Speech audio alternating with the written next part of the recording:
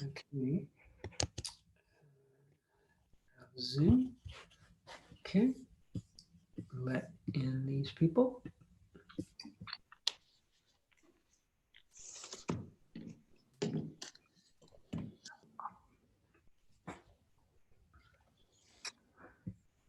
Oh, Ignacio. ¿Qué tal? Bienvenido de nuevo.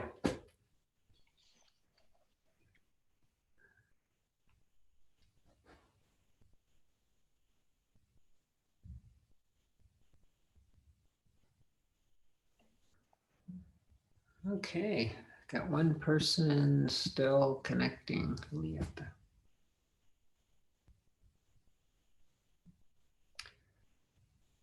Welcome to the virtual Sangha version of Saladana on a Sunday.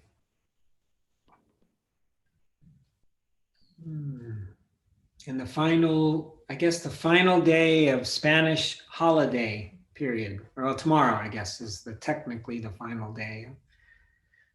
Already Madrid feels too crowded. It's already today. Feels too busy, too many people. Go back to the beach, go back to your country home.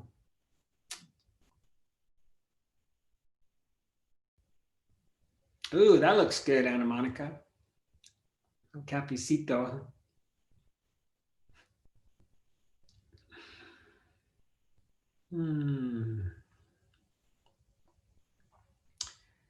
So, I'm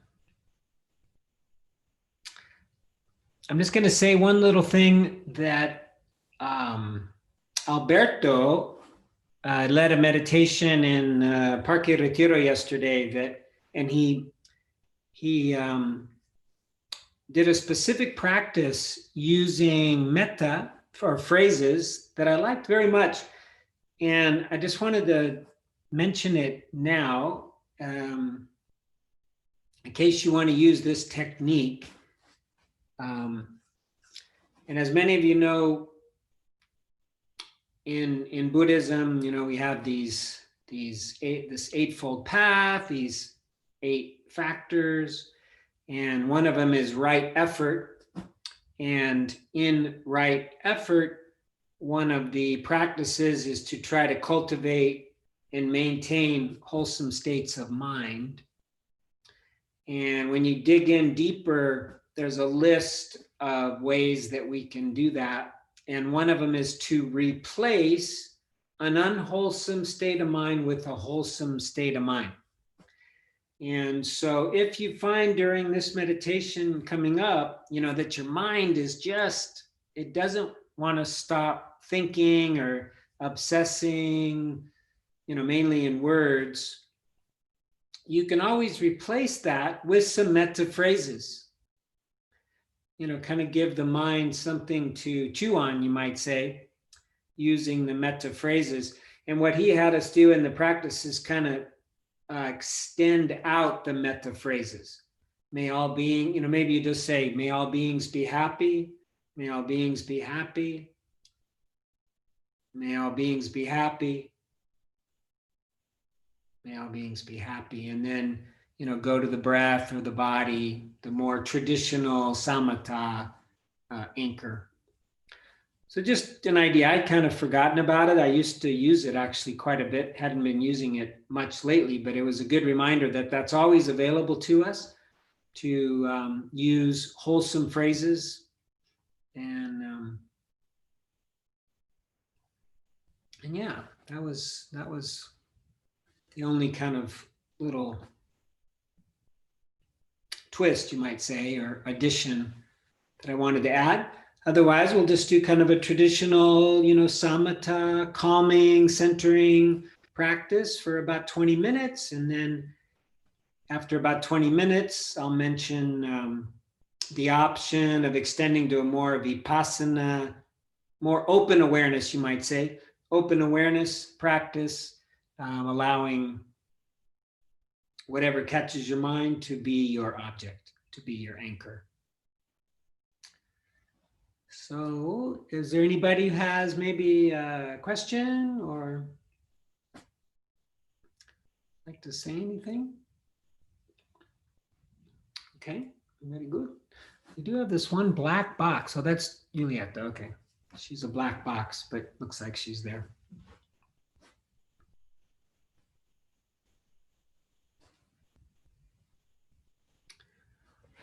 Okay.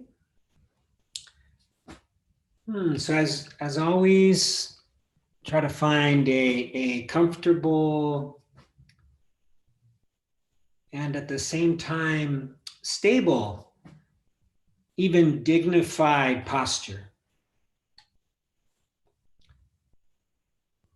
And I'll be honest, sometimes I just sit in my zazen posture. I sit in zazen, but I allow myself to think, but I do it connected to my body in this posture. And I find that even my thinking is more tranquilo, right? It's just a little more rational, wholesome, skillful. If I'm trying to do dishes or moving around, my thinking can kind of run away. But if in the posture, it seems to be more wholesome. Anyway, so we find this stable, wholesome, dignified posture, also comfortable. Normally closing the eyes and allowing the attention to go inward. Connecting with our bodies. Creating an embodied presence. Embodied presence. In some teachings, they talk about how all experience comes through the body.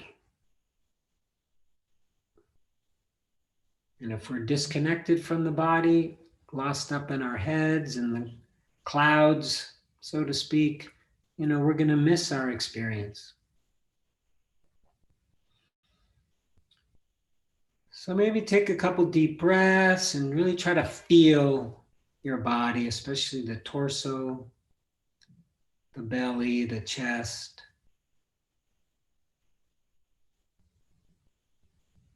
Grounding yourself in this present moment.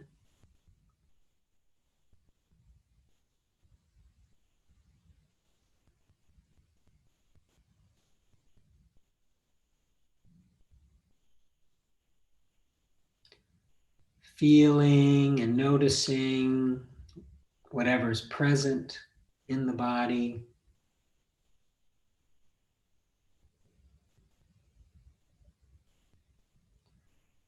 And for these next 30 minutes, just trying to be with whatever arises as it is.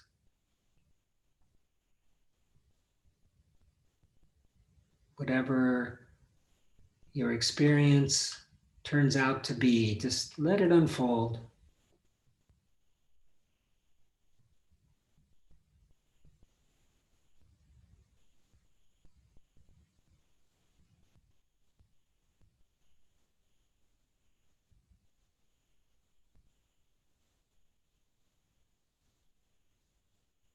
So if you like, maybe expanding the awareness to fill the body, feel the posture, feel the whole body sitting.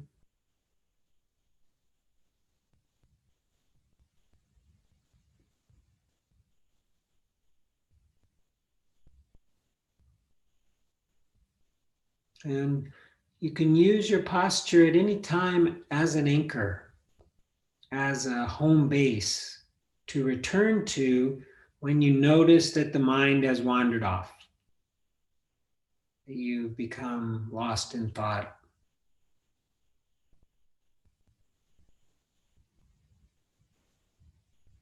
Or you can use the breath. So let's find the breath.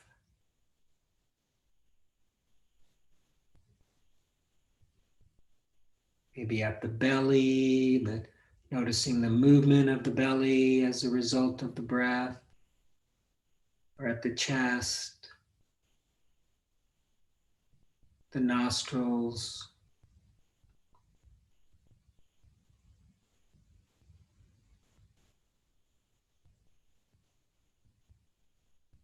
And I recommend, finding a spot that you enjoy,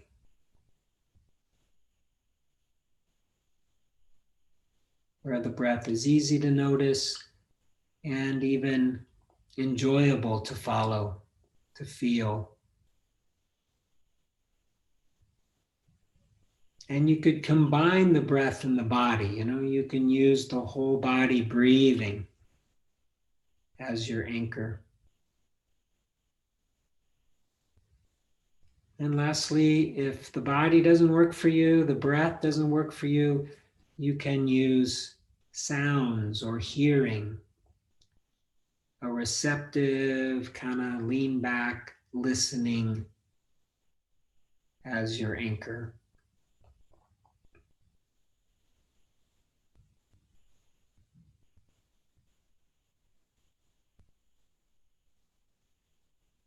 And so just coming back to whatever anchor you choose, relaxing into the present moment, into your experience.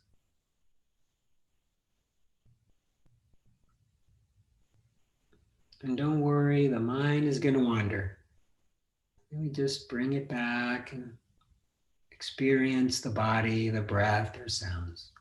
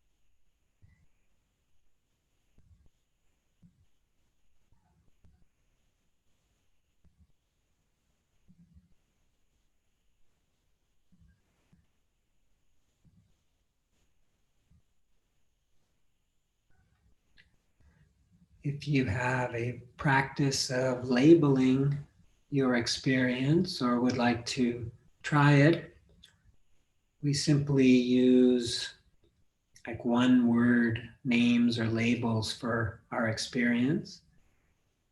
So inhaling, exhaling, thinking, returning, inhaling, exhaling, or if with the body, sensing or feeling.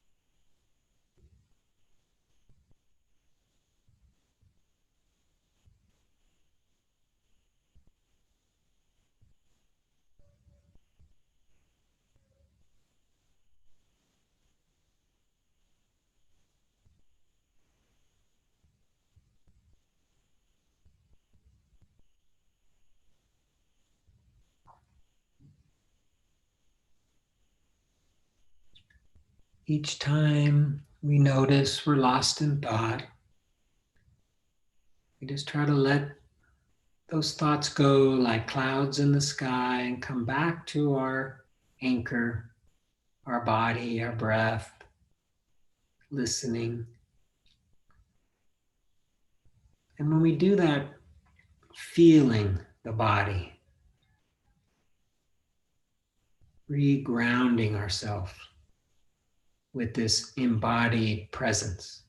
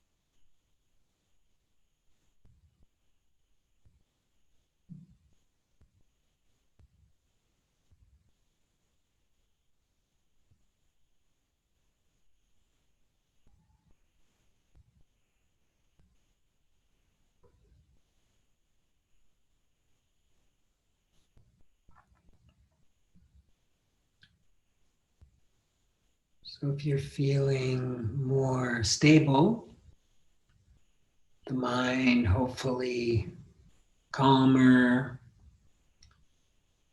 more relaxed, the body as well, more relaxed. If you want to try more open awareness,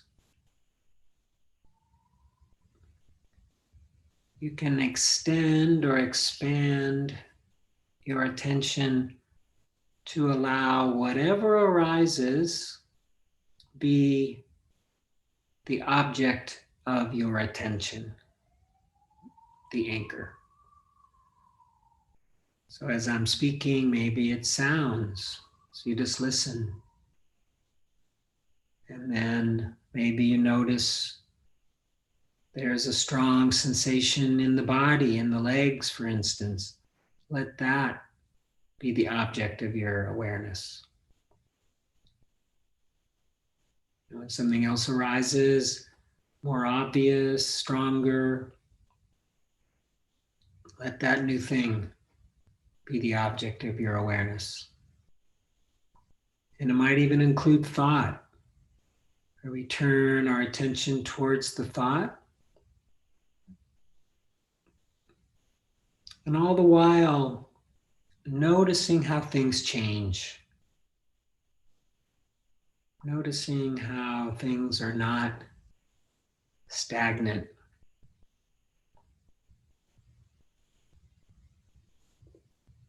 And if there's nothing present that's more interesting than the breath, for instance, then you can just stay with the breath. Or if you prefer to continue the samatha practice, you can do that as well.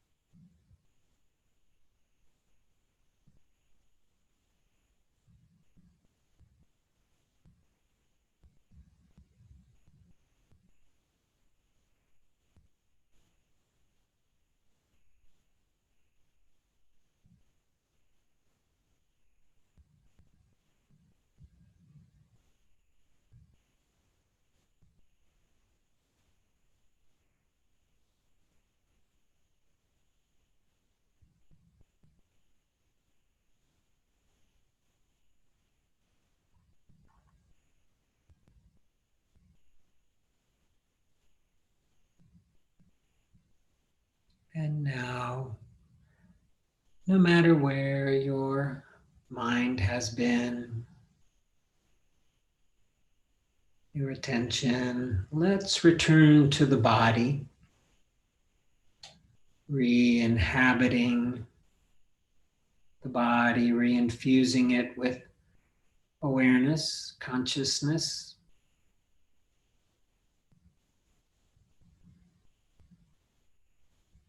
And then just taking a moment to reflect on our practice, maybe even thanking ourselves for this time. And remembering, recalling that we do this not only for our own well-being, but for the well-being of all beings, everyone.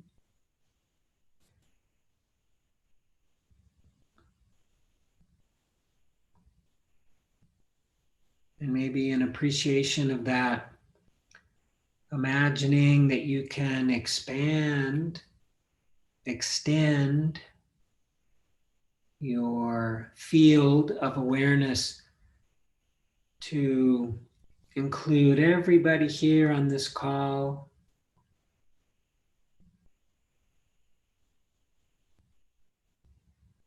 Giving a big awareness hug to everybody and thanking them in this way for practicing.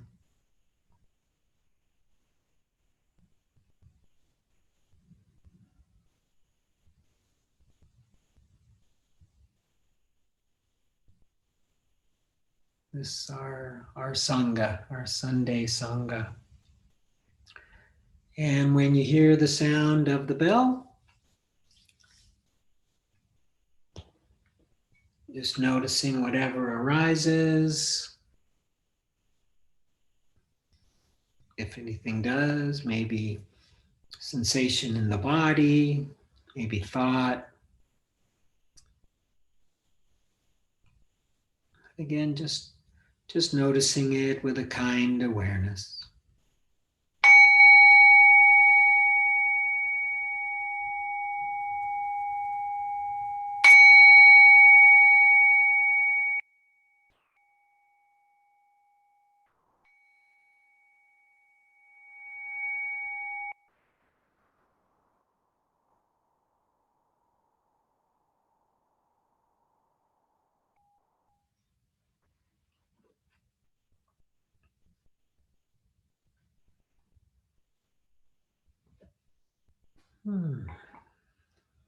Thank you very much.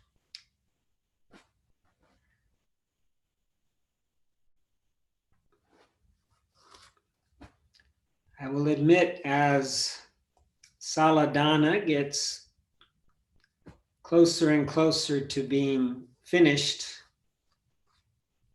it's already looking quite good, but it's very dusty.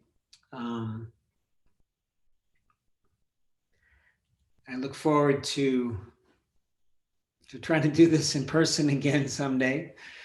Although it is very nice to have you on this little computer screen. I think it'll be that much better once we can do it in person. Although I know, I think it's Laura, yeah. Laura's, it would be hard for you to come, but I mean, you could, but you'd have to fly over. And Monica too, but hopefully she'll be here. Which, by the way, I'll just use that as kind of a segue, so this week, I'll be there, as will maybe a couple other people, dusting. What was the word? I learned it, sasudir. Is that what you do? Try to dust off there's a monton, there's just a mountain of very dusty cushions and zabutans, the mantas. So if you want, to come see it and maybe spend a little time beating on cushions, you're very welcome. Just let me know. If you are interested, I can give you my WhatsApp or whatever.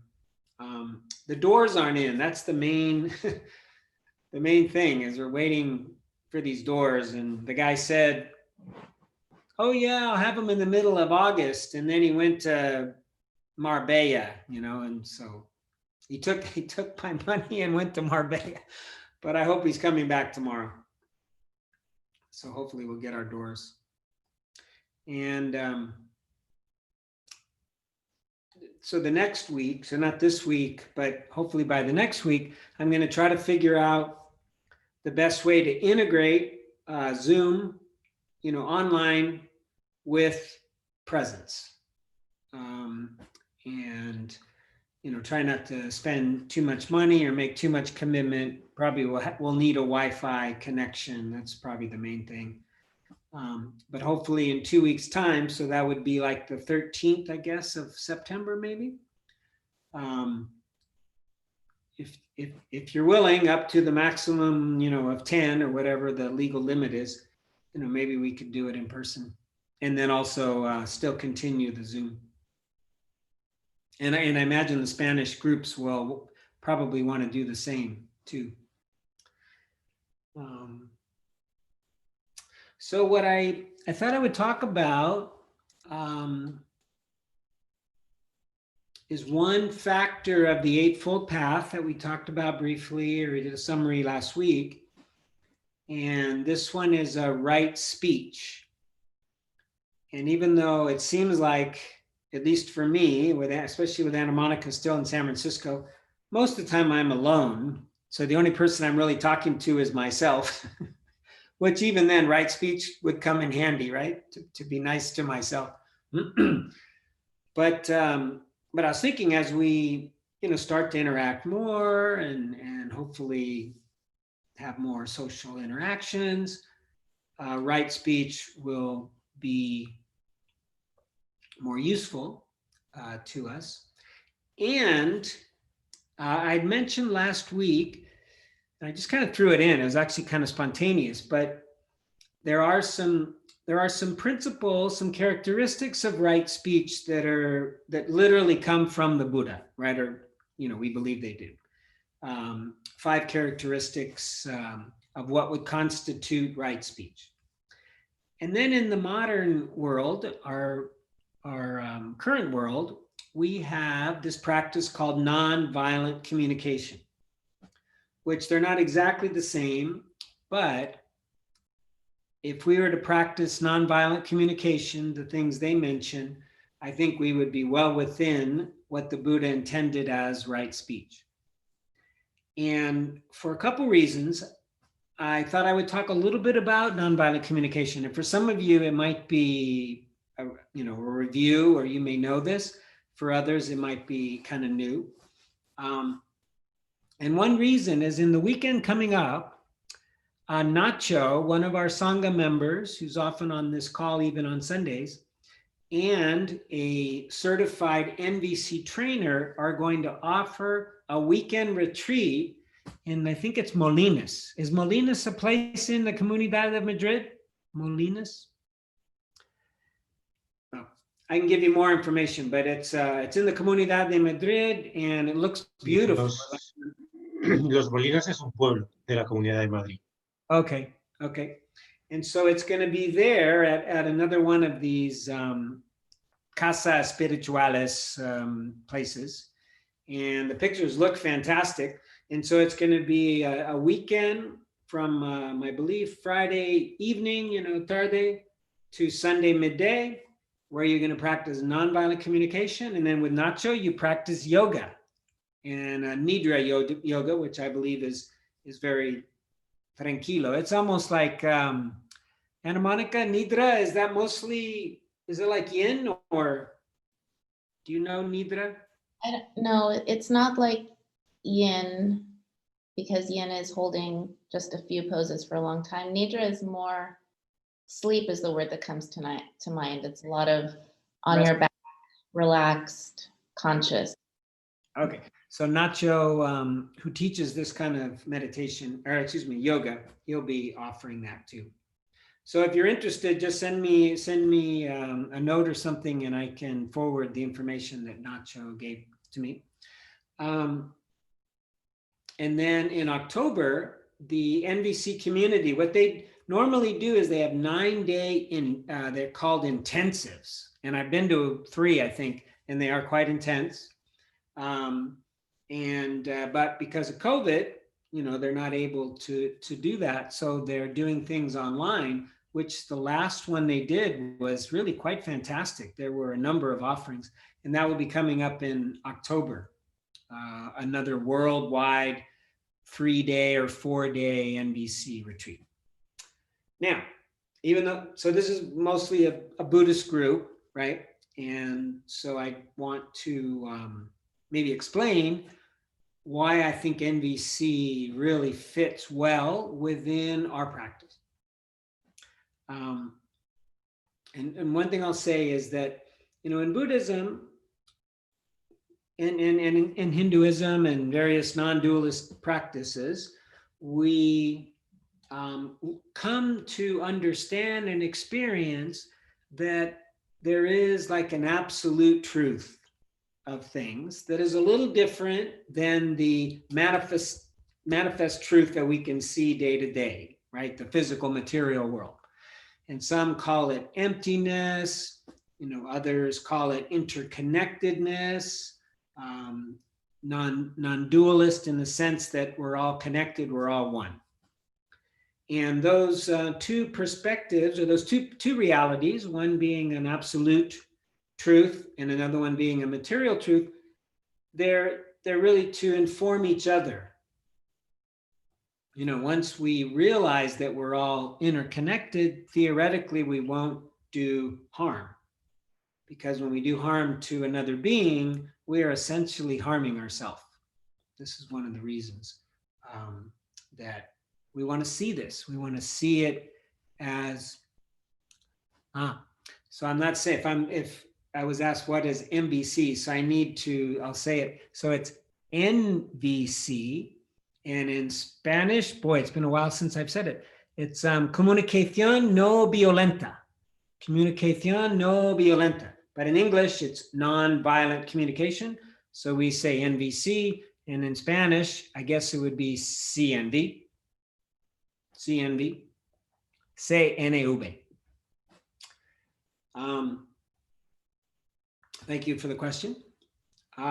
So, CNV, nonviolent communication, is a mindfulness practice, but it is one that really involves itself in the material world, right? It's not so concerned about what might be más allá, what might be beyond.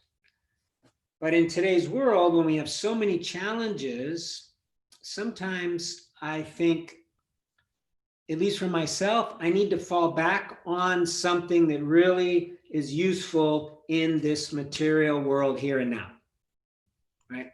Knowing that there is this absolute reality where we are all interconnected is wonderful, but sometimes it just doesn't work in my day-to-day communication, right? I might get into it with somebody and I'm like, don't you know that we're all interconnected? They're like, what? They don't want to hear it. And I found that NVC, so I came to Buddhism and NVC pretty much about the same time, about 13 years ago. And I found that NVC was a little shorter of a path for me to compassion, a little shorter of a trip to an open heart. And I'm going to explain real quickly why I think it's very useful. I see some questions. I will answer that. Yeah, I'm gonna post before you guys leave. I'll post what I know about the October fest that's going to come up and stuff. So in NVC, they use two fundamental tools to open the heart, to have harmonious communication. One of them is empathy, empatia, right? This innate power, you might say, that we have as human beings, and other animals have it as well, where we can intuit or feel what is going on with another person. And so they use empathy as a healing practice, as a healing tool in communication. And then the second thing they use that's quite distinct and unique is they use needs, necesidades, or valores. You can also say values, or you can say la cosa que me importa, the thing that concerns me, right? The thing that matters. That's maybe a better way to put it. The thing that matters to me. And their belief is that underneath our actions, underneath our words, even underneath our emotions are these needs, these necesidades, and their energy calling out to be met, to be satisfied, right? And they're universal. So I haven't done this in a bit, but I'm going to do a share screen here, and I'm going to show you a list of needs coming out of CNV, coming out of nonviolent communication. So bear with me. Let's see, here we go. Okay, hopefully, is that clear? Can you guys see the paper that says, okay, universal human needs or values? Okay, and this is one of many lists from different teachers, but so the belief is that we all want well-being, we all want connection, we all want self-expression, and these are, of course, these are in English, and I have Spanish lists as well. These are the various nuances of these needs that we human beings have. Meaning, community, order, as opposed to chaos, safety, understanding, honesty. These are the energies of life, according to this viewpoint, right? These are what drive us to do what we do.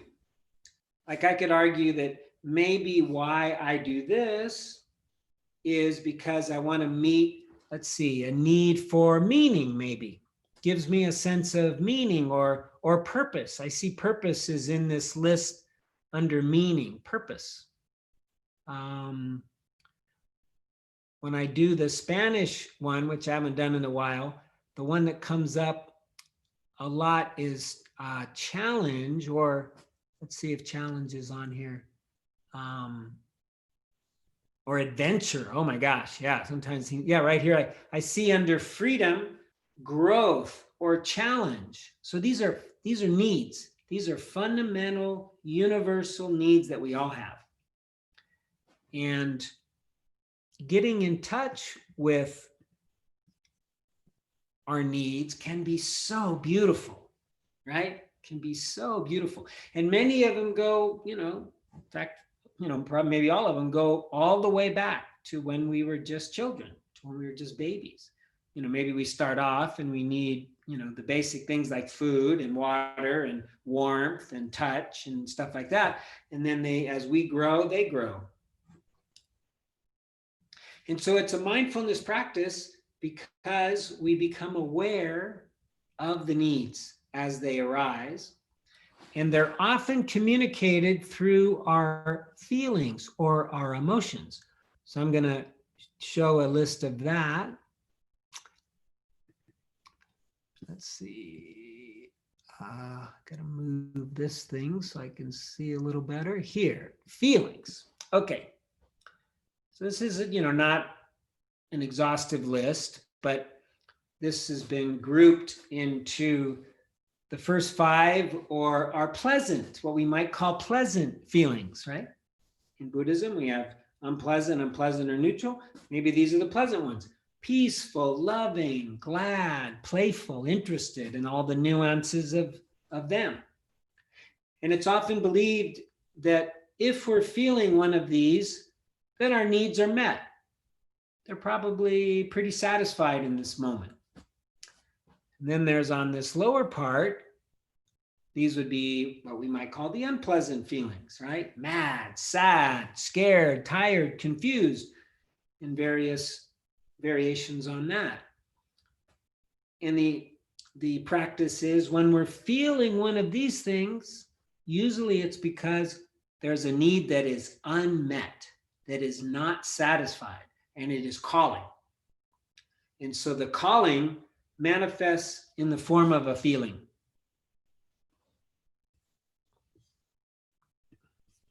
And so, in fact, in this NVC practice, they believe, or the founder, Marshall Rosenberg anyways, said that really that's the only role for emotions, for feelings, is to communicate the status of our needs. You know, it seems possible.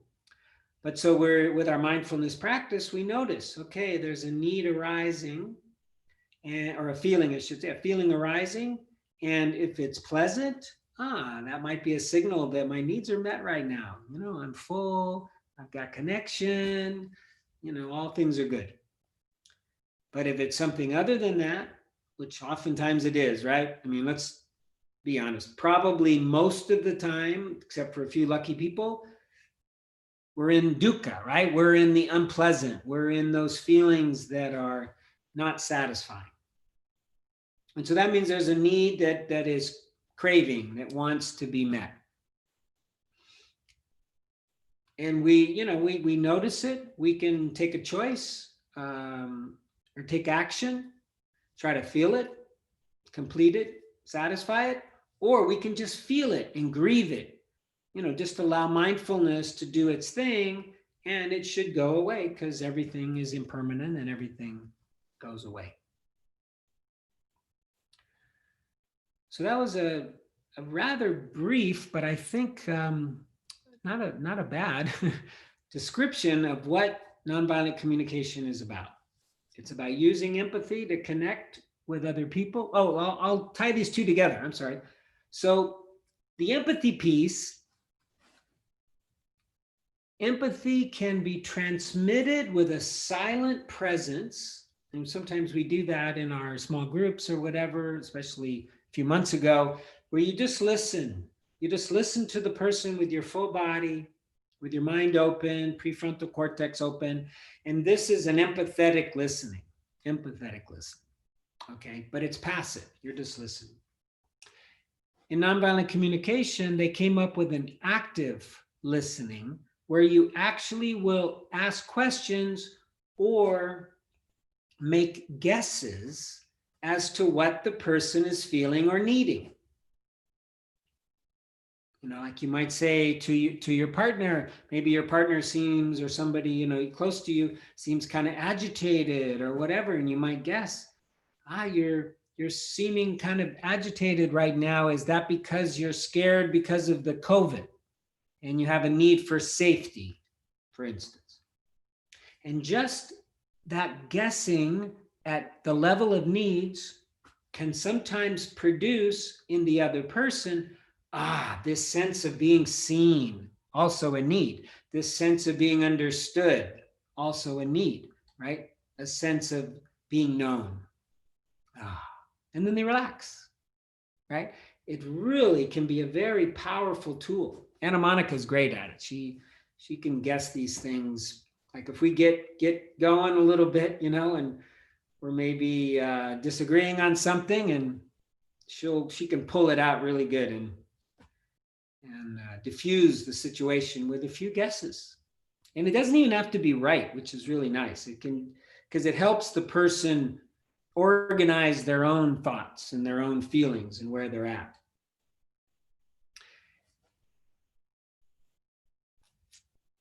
Now, so I'll add to the, I'll bring our 5 characteristics. Let's see, what did I do with them? And I should know them by heart, probably do. So in Buddhism, our right speech, we want it to be truthful, right? We want it to be helpful. This is kind of a summary that Don Rothberg does, whom I like. He's a teacher I follow from the Bay Area. We want it to be affectionate. I like that. You know, we want it to be, you know, you don't want to yell. You want to be nice. You You want it to be timely. And like all lists of 5, I always forget the 5th one. Donald he's funny. He just summarizes the one I have momentarily forgotten, and the affectionate in coming from the heart. What he does, it should be truthful, helpful, timely, and coming from the heart, which is affectionate. And let me see if oh, look at it. I got it right here. Affectionate. Oh, with a mind of goodwill. Okay, yeah, that's kind of similar. So it's affectionate and with a mind of goodwill, intention of wanting to transmit goodwill. And when we utilize empathy, right, we are transmitting, just in the very act of listening in this way, we are transmitting a mind of goodwill. We are transmitting affection. And really, this is what we do when we meditate, is when we meditate, we are giving ourself empathy. And this is probably one of the most brilliant parts of NVC, I think, is the fact that we can actually give it to ourselves. You know, Jim, what are you needing right now? And I'll just guess. Maybe I don't even know. I'm just kind of agitated. You know, what are you needing right now? Sense of purpose or meaning. This, in my older life, you know, older, I mean, I'm older now. These come up a lot. It's like, what is my purpose? What, you know, what's meaningful to me, and what meets that need for meaning? But sometimes I won't know. I'll just be kind of agitated, and then I can guess towards myself.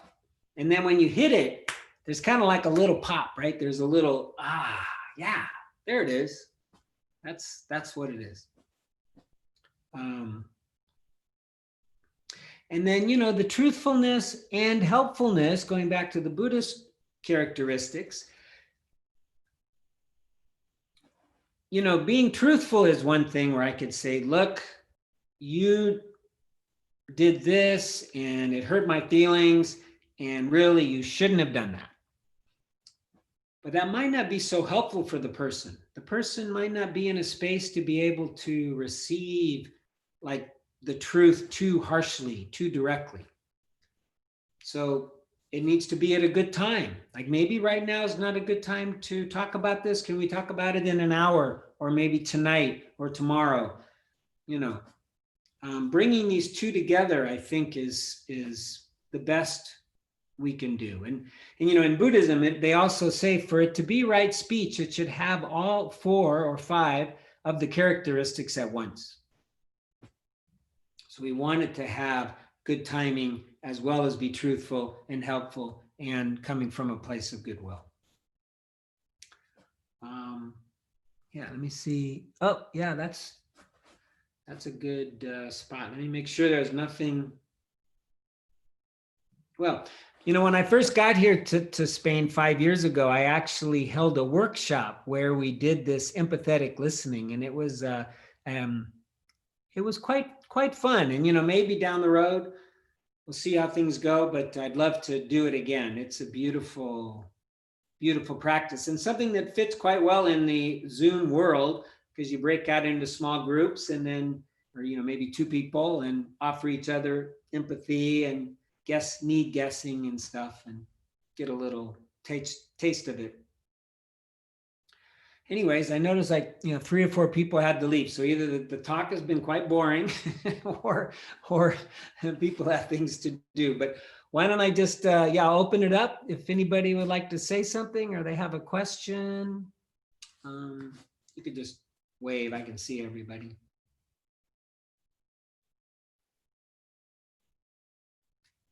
Ignacio, did you want to say something? No, yes. Say hello to everyone. Oh, good. Yeah, how was your summer? Oh, it was fine. I just came back. I went to the beach for 10 days or so, and it was very nice to go out of Madrid and stay relaxed. Yes. at the seaside. It was very, very nice. Yeah. And now I'm back working again. Ugh. Ooh, yeah. Well, welcome back. Good to see you. Um, okay, well, if there's no questions or anybody who wants to share, Anna Monica, are you wanting to say something? Please. Oh, just to offer another perspective on wise speech, or another way that it's been presented. Thich Nhat Hanh, who a lot of people know, I really love, because instead of thinking about whether I've met those criteria of timing, useful, etc., he simply says to ask ourselves, is it likely to inspire confidence, joy, or hope? Mm. And so it's looking at speech not so much from my intention, but from impact. Is Mm. it like to create confidence, joy, or hope? And just those words have so much inspiring energy in them. I really like that, the possibility of transmitting those qualities. Yeah, thank you. Yeah, Thich Nhat Hanh, what an amazing teacher. Has brought together, the ancient teachings with modern psychology and so forth. Yeah, thank you. Okay, well, why don't we do a little metta practice to close? And yeah, we'll try to put some kind of right thought, right? Some right speech in our own minds, offering goodwill to ourself and all beings. So yeah, find a comfortable posture. So a posture where there's no tension. That's really important in the metta or goodwill or loving kindness practice. And since we talked a lot about ourself in the sense of our needs and our feelings, why don't we start with ourself, giving ourself metta, which, these words, they have an empathetic quality to them. They have this healing gauze that our mind naturally produces. So, starting with ourself, may I be happy. May I be happy. May I be safe.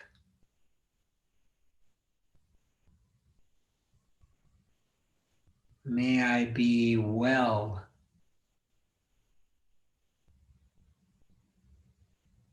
And may I live with ease.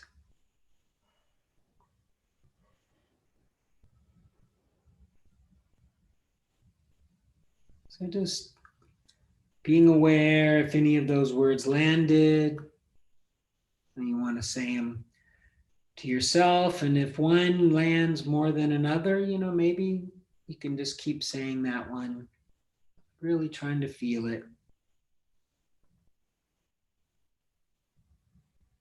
Now moving to, oftentimes we do a benefactor, a person we really admire, but you can also use the many people who are on the front lines of the COVID pandemic, people who are risking their lives to help others, or maybe those people who have experienced loss as a result of it.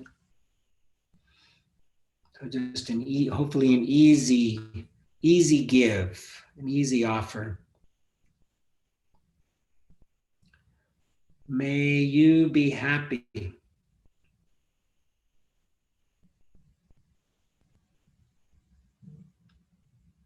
May you be safe.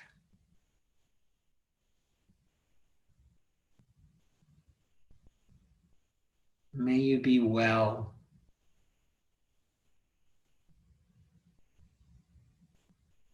May you live with ease.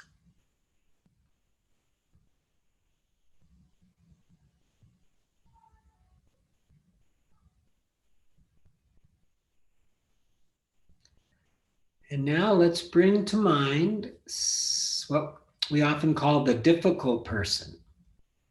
So somebody who maybe hurt our feelings or towards which we have a resentment, a little conflict with them maybe. So try to imagine this person, this being in front of you. Will offer them loving kindness, goodwill, metta. May you be happy.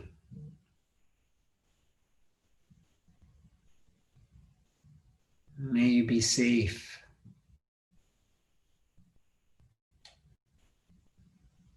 May you be well.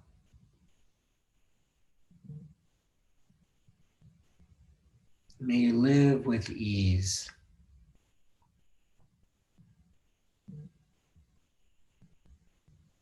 Just feeling that, how that is for you.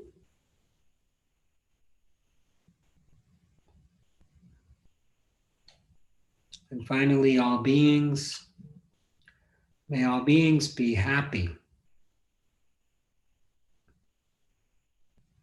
May all beings be safe.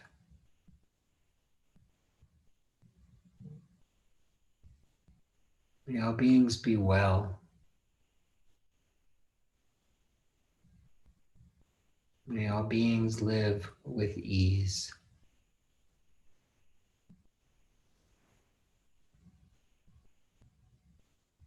And we'll end with the dedication of the merit, the fruit of our practice this afternoon, or for Anna Monica this morning.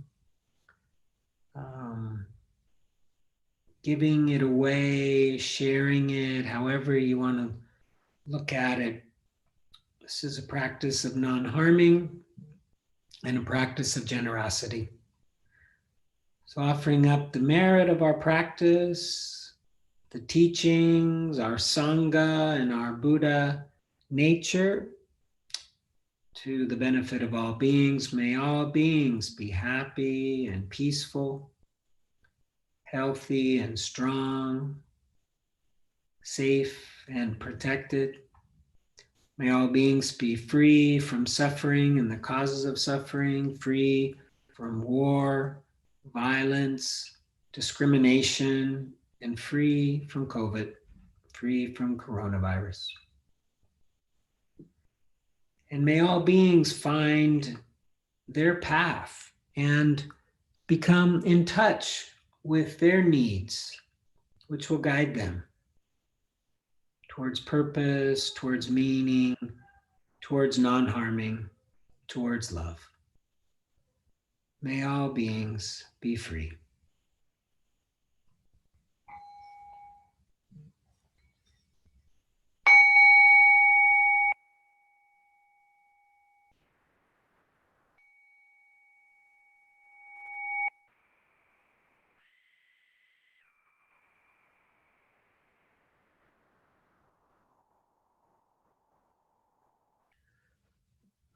Thank you.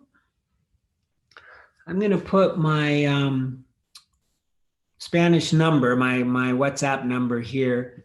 And if you want any more information, I noticed at least one person wanted to know about Nacho's group, and I will be happy to send you that. And the October group. This is Jim. Whoop, that just went to Patsy. I wanted to send it to everybody. Let's see, how do I do that? There we go, one more time. Or if you want to, sasuder, is that the word? Sasuder, the Cojinas, also contact me. Sacudir, Sacudir. What does it mean anyways? to shake. Oh, to shake, okay. Saku. to shake out, I guess, more accurately. Okay, yeah, I think that's the word. Yeah, get out there and saku deer. Great. Well, yeah, thank you. Thank you for all your donations too. There's been some to Donna Sila, and very much appreciate it. Yeah, feels good, and we're trying to put it to good use. So if you want to stay and I'll form some small groups, I'm happy to do that. And if you disappear, then I will know that no, you don't want to do that. But we'll see who's left. And if you wave like Lardis did, I assume that means you're leaving. Thank you very much. So, Ignacio, bye. Yeah. Okay, we got enough for a couple groups, or we could just chat amongst us. How many we got? No, we'll do a group. Let's see. So I'll do 2 groups, yeah, and then it's about 6 minutes, but I'll send you a notice when it's close to the end.